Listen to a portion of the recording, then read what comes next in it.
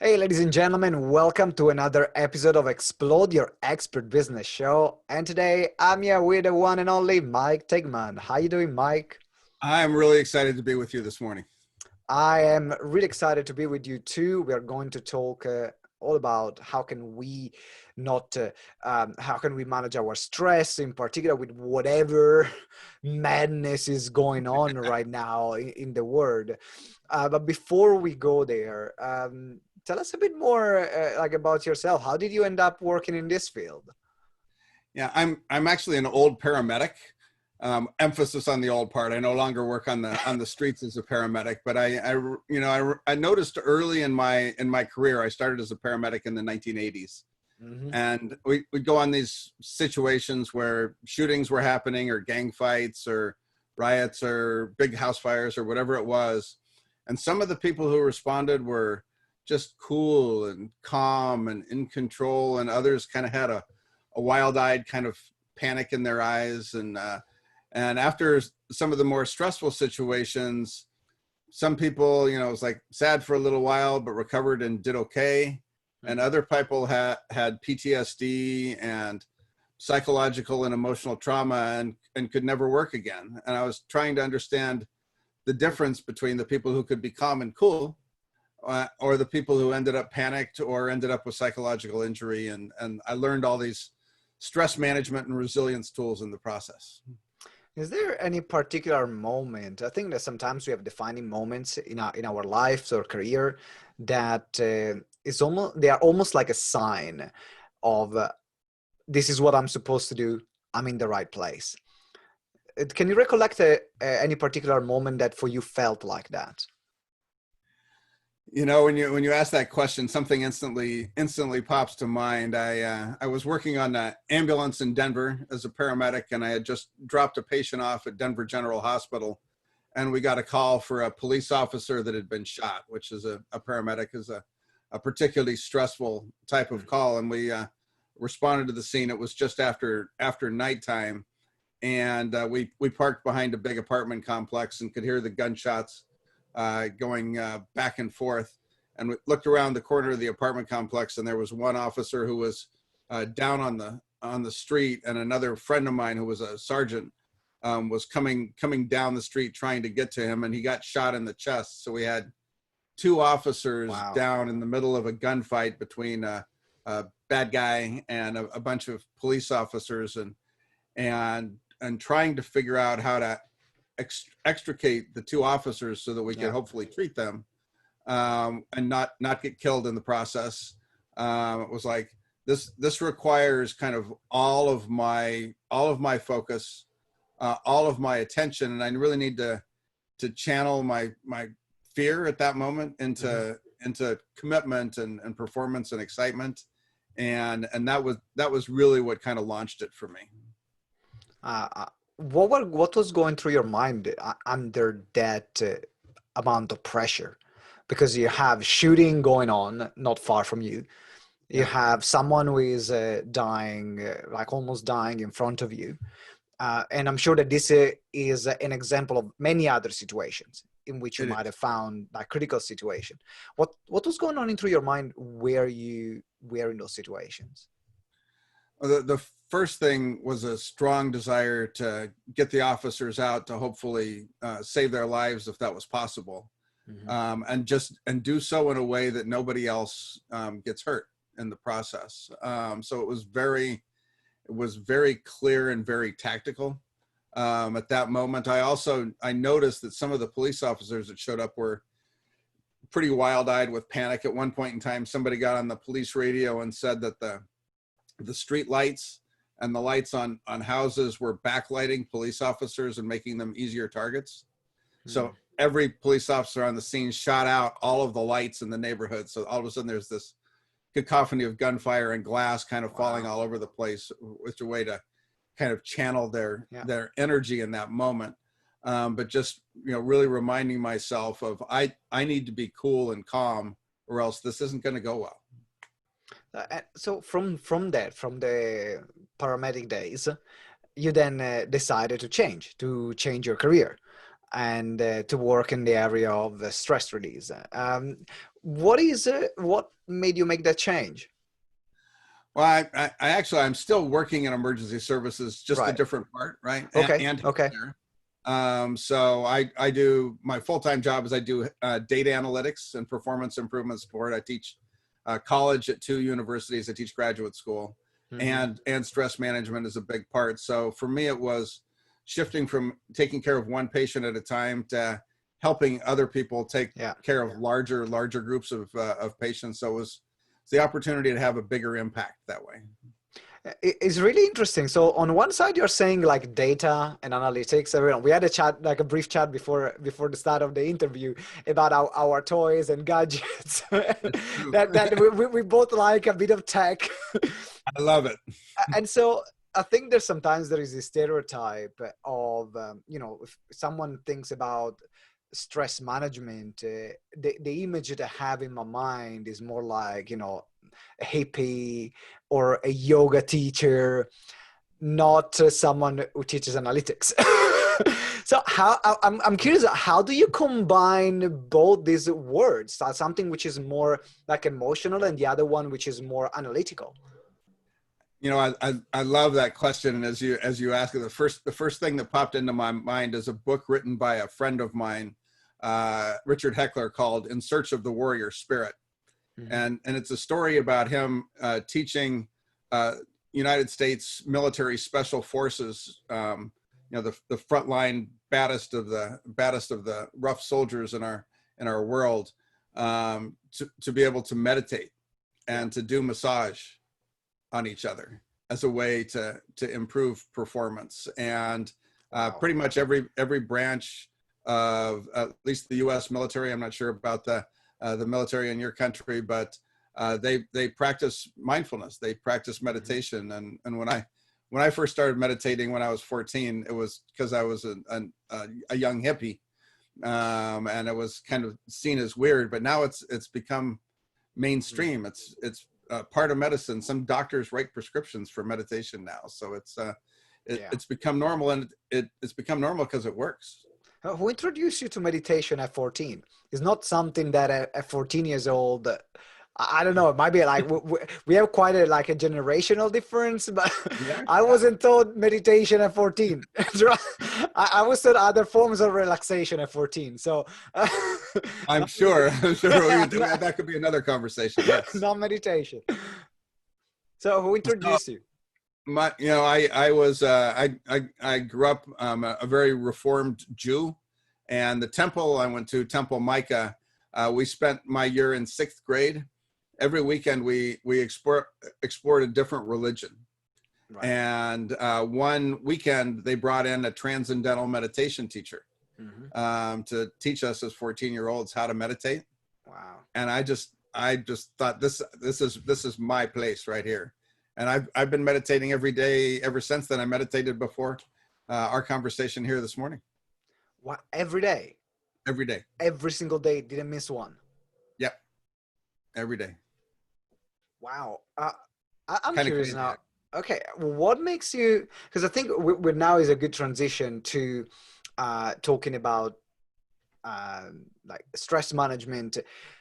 But one of the biggest thing when someone finds a technique or when someone finds a tool that can help them out is actually the ability to use them.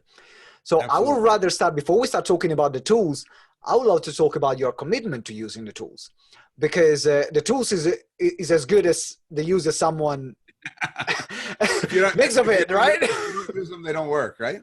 So is there any particular thing that you do or you did to get used to it?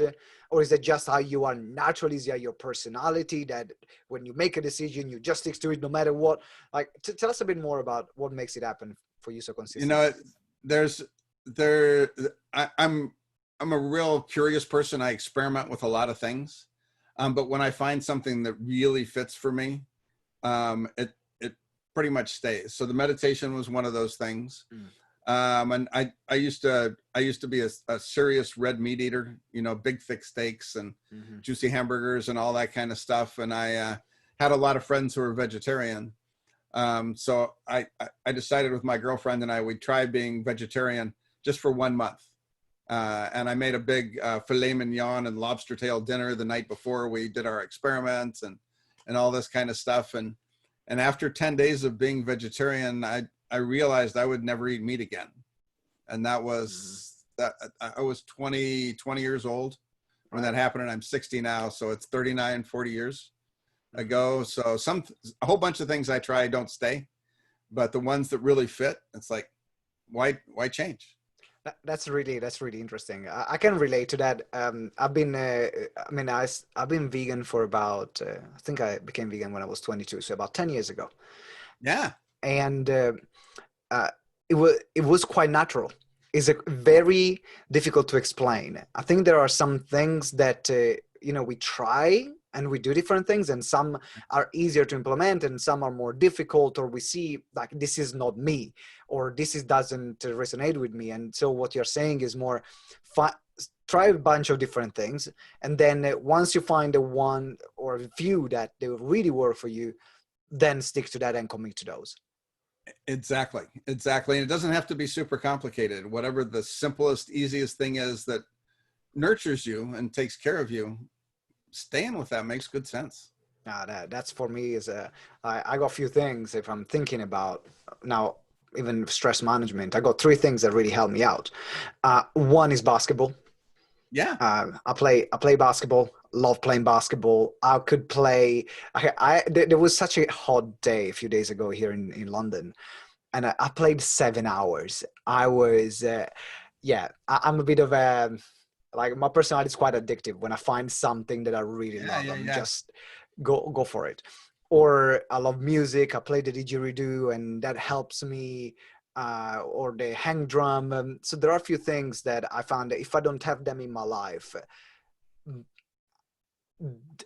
my stress level goes up and up and up and up and up and up. Absolutely. So absolutely. I see that you have a guitar behind you.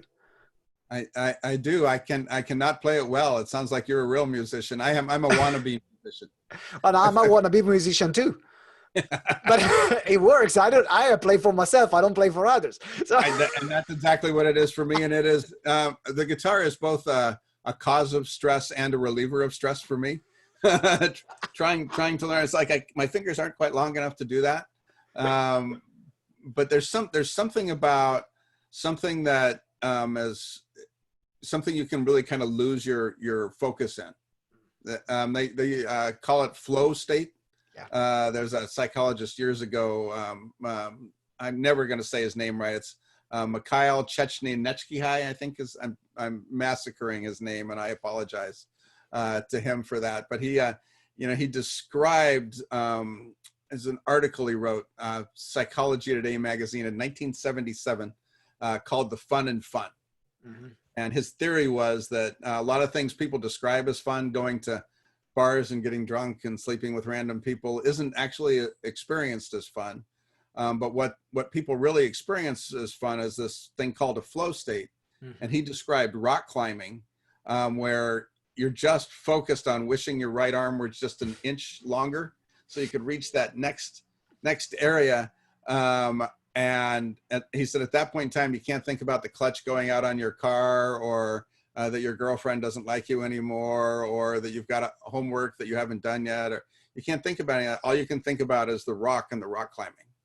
And it sounds like you've found some things in your life, like your basketball, where you're able to be in that flow state, and that's really good for you.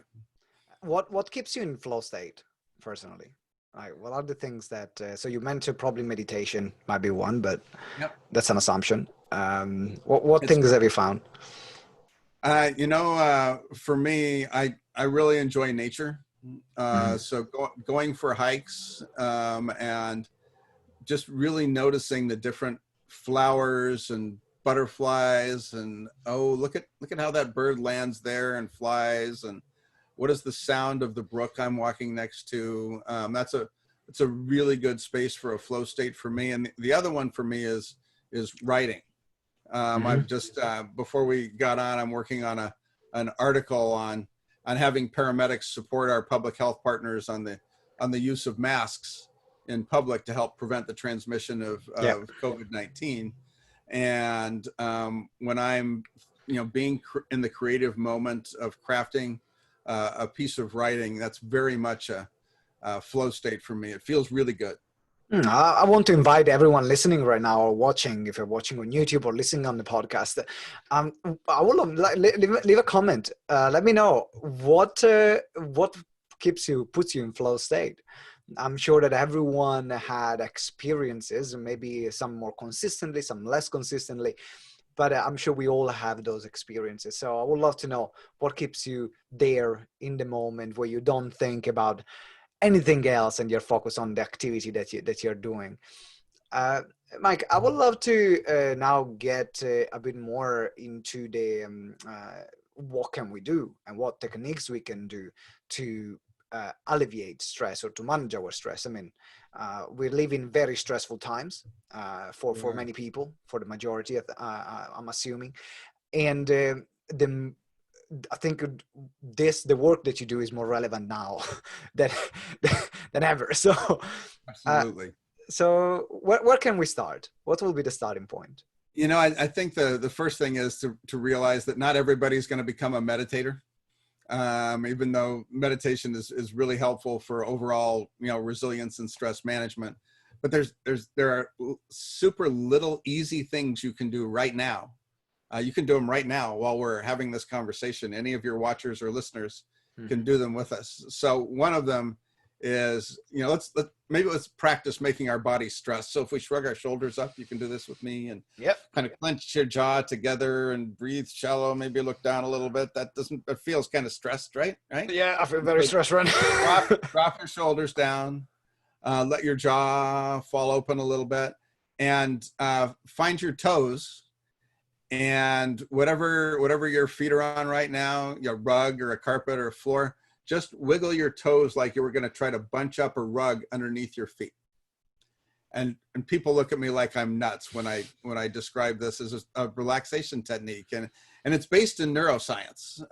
So when we have our stress response, it's kind of that fight or flight that was designed to, way back when we were living in caves and we were afraid of saber-toothed tigers, right? Mm-hmm. And part of that stress response is you lose sensation in your arms and your legs and your feet, so that if a big cat bites you, it doesn't hurt so bad, so you can still fight and hopefully survive. It's a survival mechanism. So if you bring attention to your toes by bunching your toes back and forth, it reverses that stress response and actually activates your parasympathetic nerve in your body, and parasympathetic nerve, which is the vagus nerve, and causes a relaxation response. And I did a webinar a few weeks ago and taught the toe wiggling technique. And one of the participants, he sent me an email afterwards, and he was an F-16 fighter pilot, and he was getting ready to fly his first mission over Iraq. And as they were getting ready to close the hatch of his aircraft, his squadron commander said, "Look, as you're flying your first mission, I want you to just remember one thing." And he thought he was going to tell him about, watching my aileron or noticing aircraft off my wingtips so I don't hit any other aircraft or anything. And his flight commander said, "Wiggle your toes throughout your flight." And he looked at him and said, "Wiggle my toes?" And the flight commander said, "If you wiggle your toes, your head will stay in the game, your performance will improve." And I told that story. I was teaching a group of obstetrical and gynecologic physicians at the University of Pennsylvania, stress management techniques, last week. And they said, well, we always, when we're going to do a painful procedure on patients, we always tell them to wiggle their toes throughout. And it's a simple, easy strategy that just works. And you can do it anywhere, at any time. It's so simple, and it works. Like I find myself right now, I'm barefoot on my carpet, so it works extremely well. Yeah. And I'm grabbing the Ethernet cable, which is for hardwiring. I've heard a lot of theories around it, but I never heard this particular exercise. And what I like is how discreet it is, because sometimes I think that, we can find ourselves in situations where there are a lot of stress release or stress management technique that Right. it's like, I can't make a tree pose if I'm in a meeting, in a board meeting, and I feel stressed right now. It depends on the type of meeting. I mean, you could try and you would probably get some attention, right? It's a downward dog on the table on a board meeting, but I can wiggle my toes. That works. Well, let me give you another quick one that's kind of in the same line. Go ahead. You know how relaxing it is to get into a hot bath? Oh, yes. How relaxing it is to get into a hot tub or a hot bath, right? Yeah. And the reason that's relaxing is because part of the stress response is all your capillaries, veins and arteries, they constrict as part of the stress response. So all the blood is going to your heart and your major muscle groups to run away or to beat up whatever it is you're fighting off. So when you get into the hot water, it dilates all of those vessels, which is the opposite of a stress response, and activates that parasympathetic relaxation response for you. And I mean, in a meeting, you probably can't say, "Excuse me, I need to go take a bath. I'll be right back." I mean, it depends on the meeting and where you are, I guess. But one of the things you can do is you can discreetly rub your hands together and warm up your hands. And when you warm up your hands, it's another quick, simple, easy little mechanism for dialing your stress response down just a little bit. Oh, wow.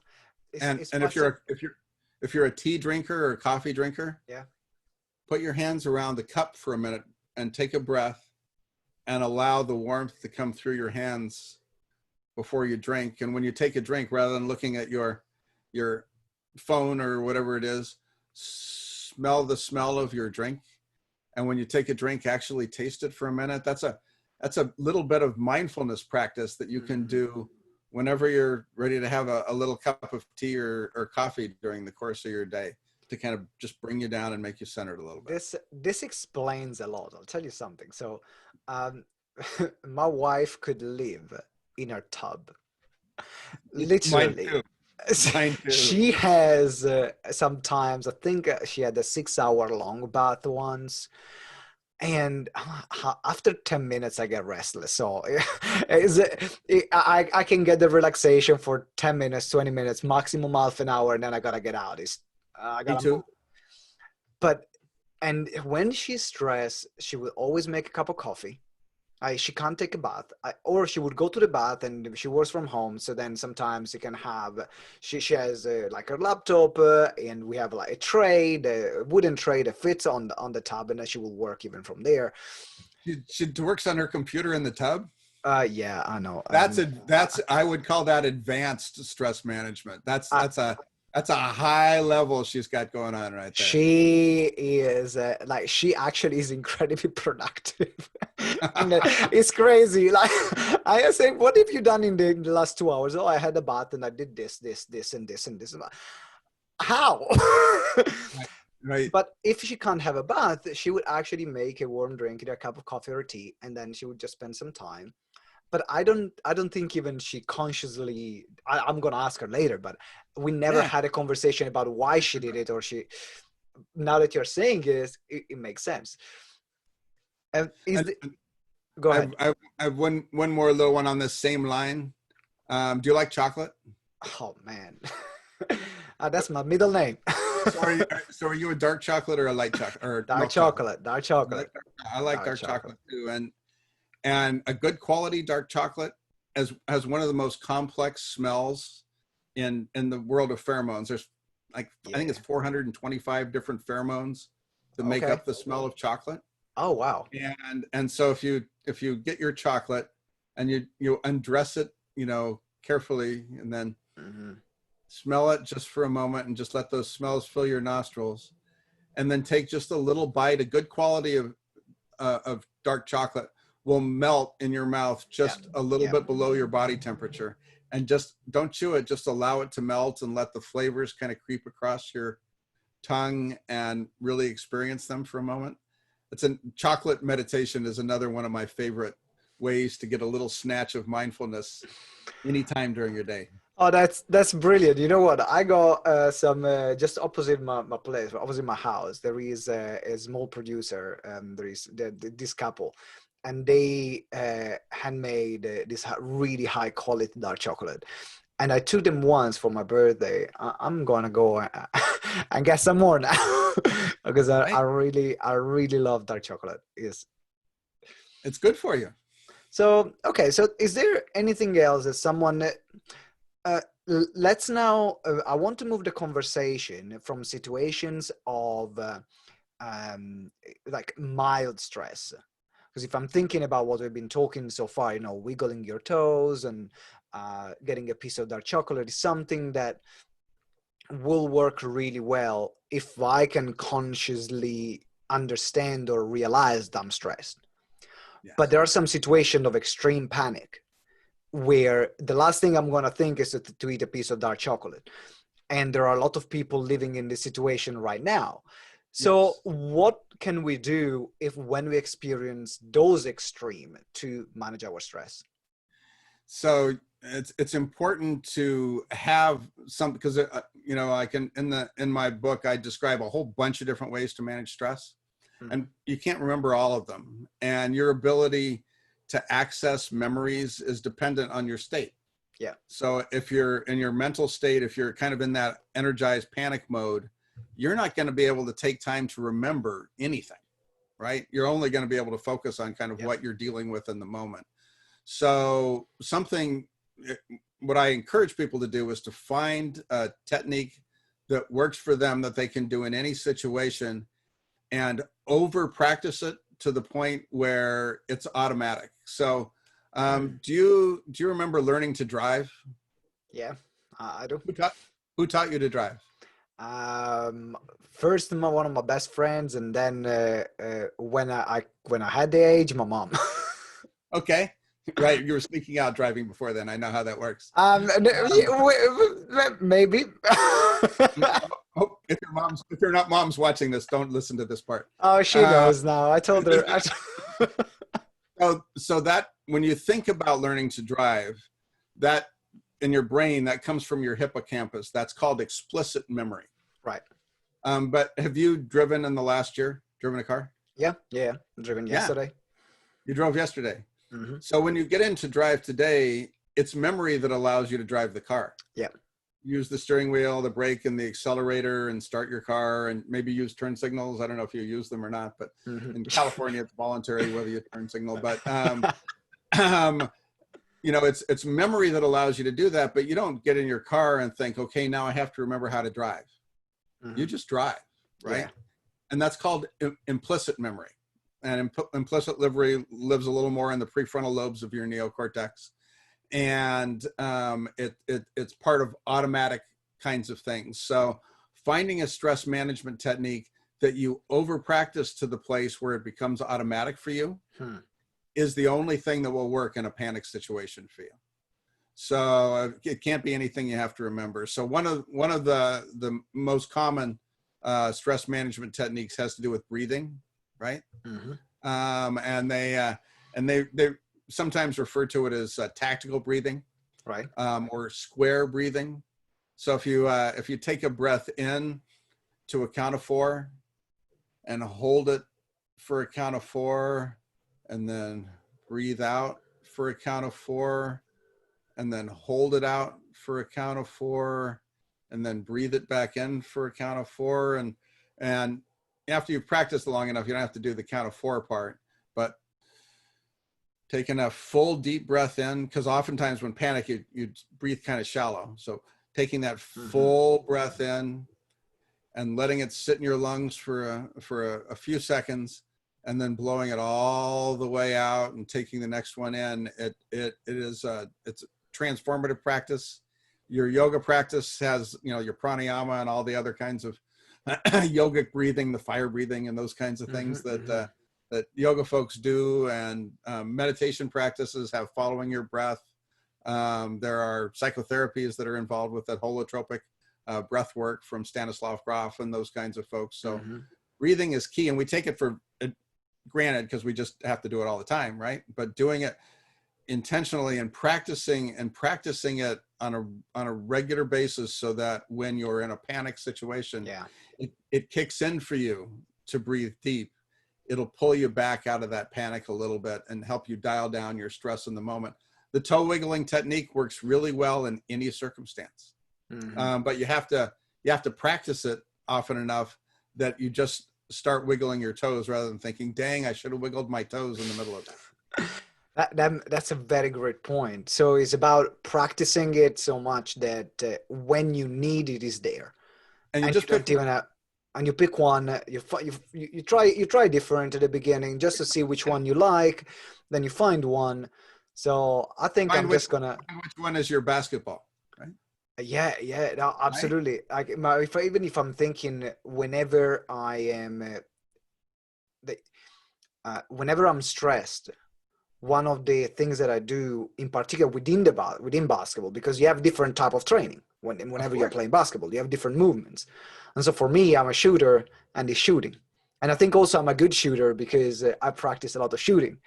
And because I run a few businesses and I'm stressed a lot of times, it means that I shoot even more.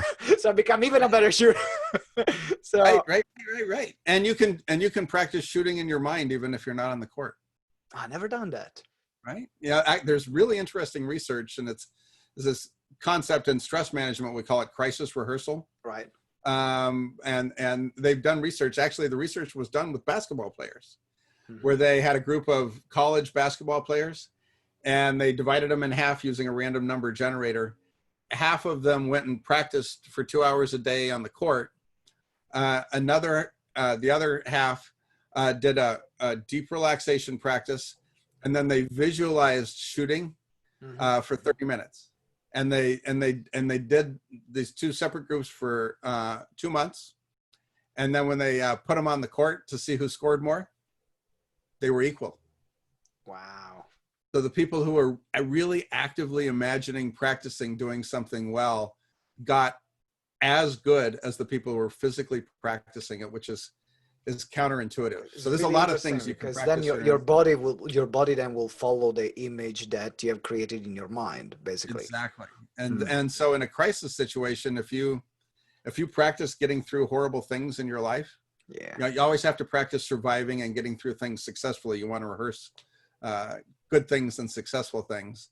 Then when you're actually faced with tough situations, you've got the habit of being able to get through whatever it is, and it's another one of many stress management techniques. Oh, that's brilliant. I know already what I'm going to do. I'm going to buy a stock of chocolate and always going to throw it around with chocolate. Oh my God, that's brilliant. So, I want to ask you now more related to the COVID situation. I know you've written a book on the topic, which is very relevant at the moment. And, there are people that have lost family members. Is a really difficult situation for people even to make a decision because there are so many contradicting information.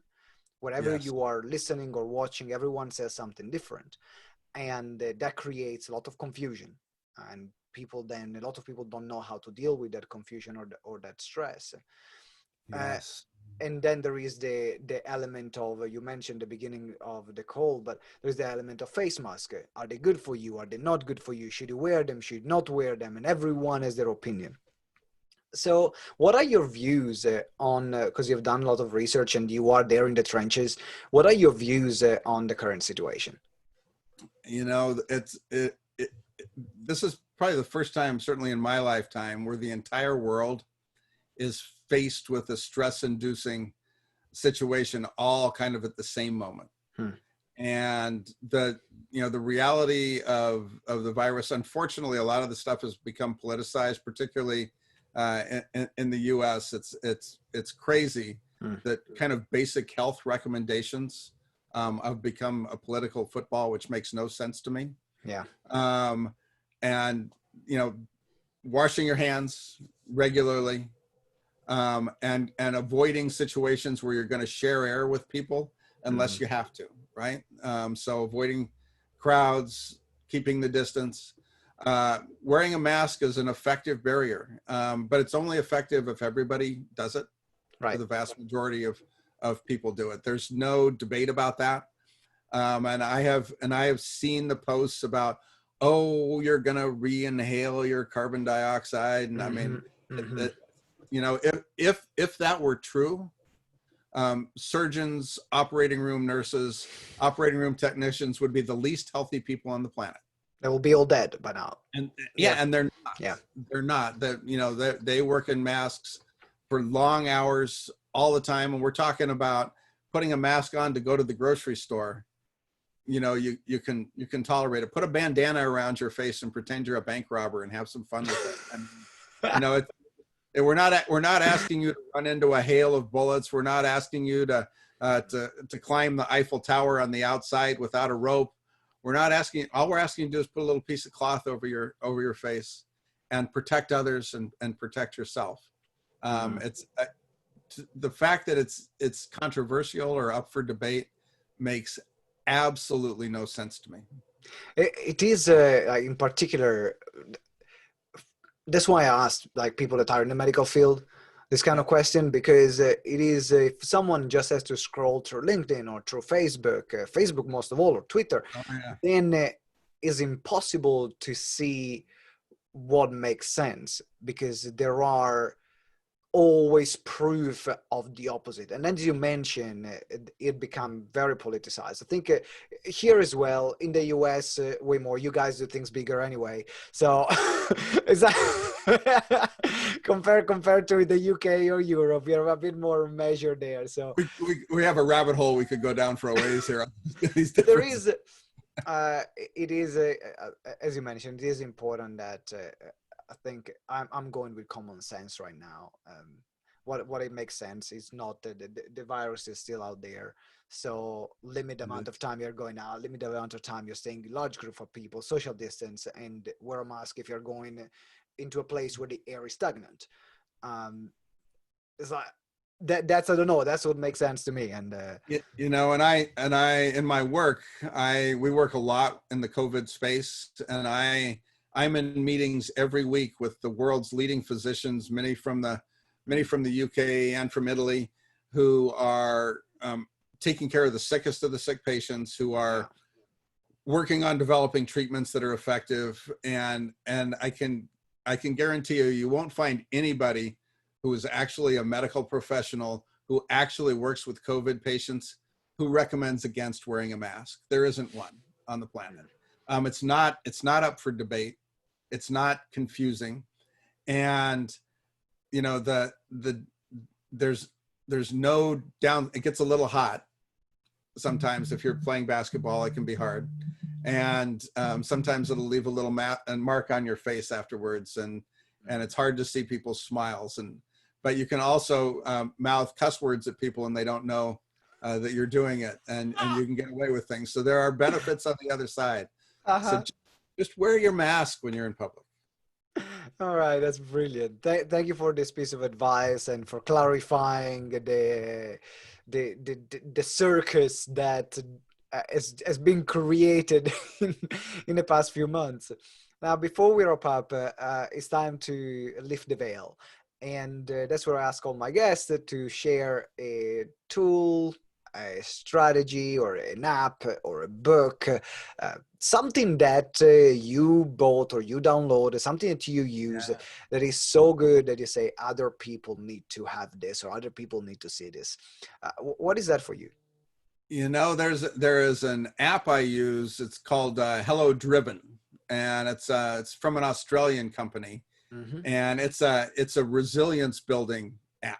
So it basically turns my smartphone into a resilience building coach, and it helps with your financial resilience, your emotional and psychological resilience. It helps coach you in your nutrition, and it just takes 3 to 5 minutes a day. So you mentioned Facebook earlier. I start my morning by wishing my Facebook friends happy birthday.